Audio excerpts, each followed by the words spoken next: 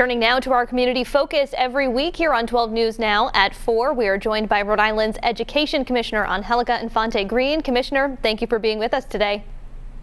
Thank you for having me.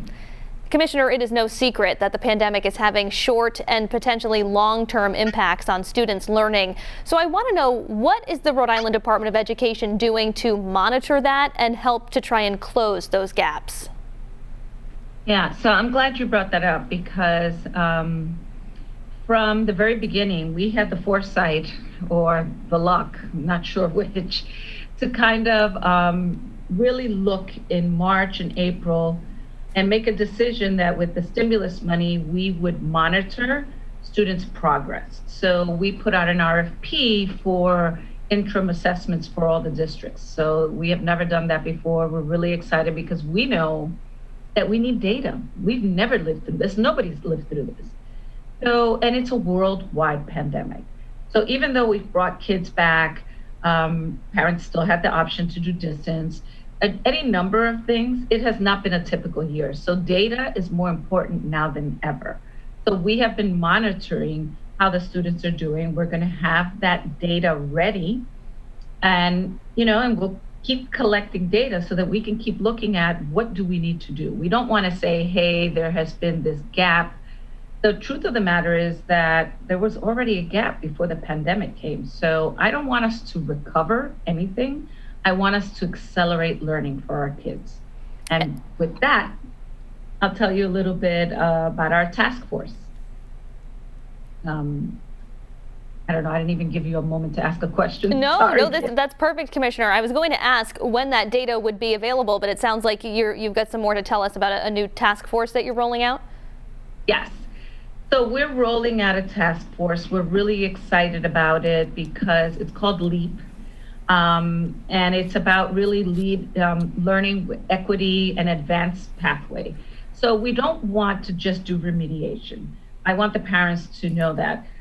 We weren't in that great of a place. What I want to be able to say with this task force is for us to look at where the places we could quickly close those gaps and then propel our kids forward. That's what we want to do. And we're bringing national experts. Our first meeting kicks off on Thursday with John King, who used to be the Secretary of Education, will kick us off. And we have many national leaders, but also local parents, students, community groups, teachers, principals, administrators, local experts and leaders, so that we can really look at, based on our data, the beginning data, what do our kids really need? And let's not spend too much time on remediation, but really thrusting our kids forward. Another area I know you're closely monitoring is children's health, as well as the teachers' health inside of schools. You rolled out the statewide surveillance testing last month. I'm curious, what has that data shown so far? I think it's been great. Not that I think it's been great. We know that the numbers show that, schools, like we said all along, are not a super spreader. They're not a place in the places where there has been a large number of infections, the school data shows that it's 1%, like 1 to 1.4% within the school system. So it is, the mitigation works. We know the masks work. We know that the social distancing works. We know that the disinfection works. We know the air purifier. Everything that we've done works. And the data shows us that. It just gives us the information that we need and to stop anything that might be potential, right? So that we can catch things. But it really is showing us that what we've put in place has worked and will continue to work. That's not to say we don't have cases. That's not what that means. It means that it's not a place where there's a lot of spread. Speaking of the mitigation techniques, I know you and I have spoken about Pawtucket schools before many times. I believe they have another meeting tonight. Have you had any further conversations with the city, with the school department there, the school committee about bringing the kids back? So we have met repeatedly. Since the last time we talked, you could do a lot of things to support districts, and we have. We've sent electricians, we've bought HEPA filters, we've put all the things that every other district that is open has. And now it's up to the community at this point. It really is up to the community. We're here to help, we're here to support. but every community is open. So I really hope that Pawtucket does the right thing for the kids. It's one of the districts that we were worried about that was struggling before the pandemic. So I'm worried about where we will be after this pandemic. So we're here to help. Commissioner, a couple of weeks have now passed since we learned that occupation wouldn't be considered when prioritizing who gets the vaccine. So I'm curious what you're hearing from teachers and superintendents since that announcement has been made. Well, obviously everybody's anxious. Everybody wants to have access to the vaccine. One of the things that we are excited about, though, is that we know that about 58% of the K-12 teaching population is above 55. So they are going to be part of phase 2. They're not doing it now by profession. They did early on with the medical professionals for obvious reasons. School nurses were vaccinated. But part of the challenge that Rhode Island currently has, and we are hoping that it'll change, we've been assured that it'll change, is that we're only really getting 14,000 vaccines a week, which means really 7,000. Because you have to get vaccinated twice. So what the Department of Health has done is prioritize healthcare workers, people in congregate care, people that have underlying illnesses, and certain communities that have been hit hard, like, for example, Central Falls, getting everybody vaccinated there. Places in Providence where it has been really impacted. So I think it's, ideally we would want to get everybody vaccinated immediately, but the supply and demand is an issue at this point. But we are happy to say that 58% of the teachers fall in other categories where they are being part of the populations that's being expedited right now. I want to talk to you a bit about Providence. The Providence Journal is reporting about concerns from teachers in the capital city over a mandate for ESL, English as a Second Language certification. And if they don't get it, they could be moved to another job. So I'm wondering, if this is a requirement, why isn't the district paying for the teachers to get this ESL certification? So I'm glad you asked that question. So let me explain. It is a requirement that should have been in place all along. The Department of Justice came 2 years ago, mandated that the district fix the situation. For the number of multilingual learners in the district, they needed to have sufficient certified teachers. That never took place. So it's not something that we're mandating. The Department of Justice is mandating it because it is what should have happened all along. 2, so it's not something that we decided we're wanting to do, and that has been a longstanding issue. The department, PPSD, paid for 115, 120 teachers to get certified last year. If I recall, you guys covered it.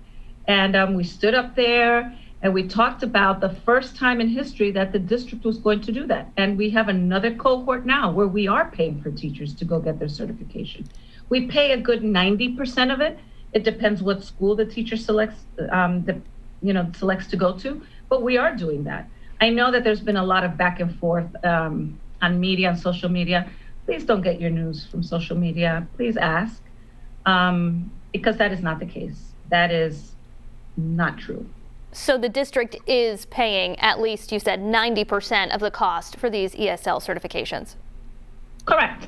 And not for everyone, but we have to send out a letter saying that if you don't get the certification, you might be in danger of being moved to another position, because we need, when the population changed in Providence, the teaching staff didn't change, the certification of the staff didn't change. So in an effort to support that last year, we paid for teachers to get certified. We absolutely did. And this year we're going to have another cohort where we pay a substantial amount of that. And not only that, we engaged with different organizations to actually provide the classes in person at the district level last year. Obviously now with COVID, it's a whole different ballgame. Most of them will be online. But if teachers need more information, they should call the district office, because that is something that they could talk to the teachers that went through the process last year.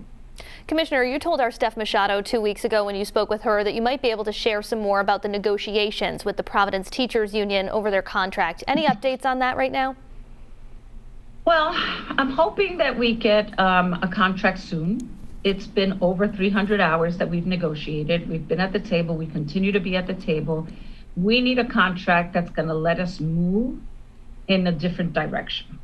We can't keep doing the same things and expect different outcomes. We are not, and I want to make this clear to everyone, trying to shortchange teachers. That doesn't make any sense. I need the teachers to be able to move the district forward.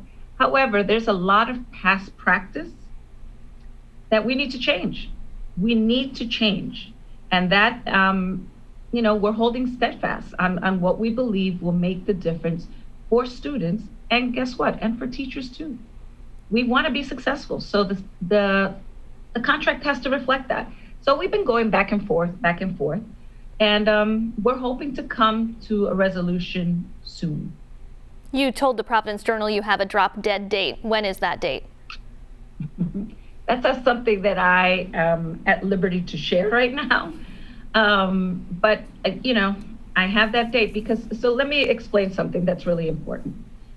The contract dictates so many things: when we can hire a teacher, when we can post positions. That's coming to a head. We have to start recruiting teachers, especially in a pandemic. Last year, we had to go to arbitration so that we can start recruiting and hiring teachers earlier. And we had to go, that was not something that was given up easily. We need to start even earlier this year. So we have deadlines to make sure that the district is working efficiently. We should not have deadlines of when we can hire teachers. We should be able to recruit at all times. So there's things that are really important to us as we move forward. So I can't miss that opportunity. The superintendent can't miss that opportunity. There are reasons the district does not work well, and it's because we have to change some of the mechanisms and some of the past practice that has been in place. Commissioner, I want to end on a lighter note. We've been seeing a lot of snow here in Rhode Island the past couple of weeks. What would have been snow days a couple of times were remote learning days. I'm wondering, is this the end of the traditional snow day? And do you, as a mom and an educator, think that's a good thing?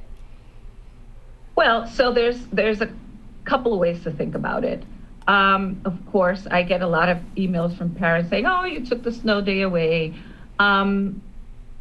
So districts have to make up those days, right? I think when you have so many days, and this has been such an extraordinary year, our kids really need to be supported. And I will tell you, for parents that are living in poverty, some of them still have to go to work during snow days. So that them leaving their kids at home, it's a whole different process. We have to think about it in many different ways. What we will be doing next year is giving districts options about snow days, not too many, but a couple of them, so that we can kind of maneuver it depending on the district. Because there's some districts that will need more, that electricity goes out, that power is an issue. So there's going to be some nuance around that. I know as a mom, but you know what? One of the things that's really important is that you have to plan for snow days. Snow days can be fun. Even if you're doing remote learning, you can go outside, you can bring in snow, you can measure the snow, you can play outside for whatever recess, lunches, whatever that case is, if you have a parent at home. If you have that parent at home, you can do that. So there are many ways to think around it. I know I'm not going to win this argument. So I think that we're going to be looking at things a little more nuanced. Rhode Island Education Commissioner Angélica Infante-Green, thank you so much for your time. Thank you.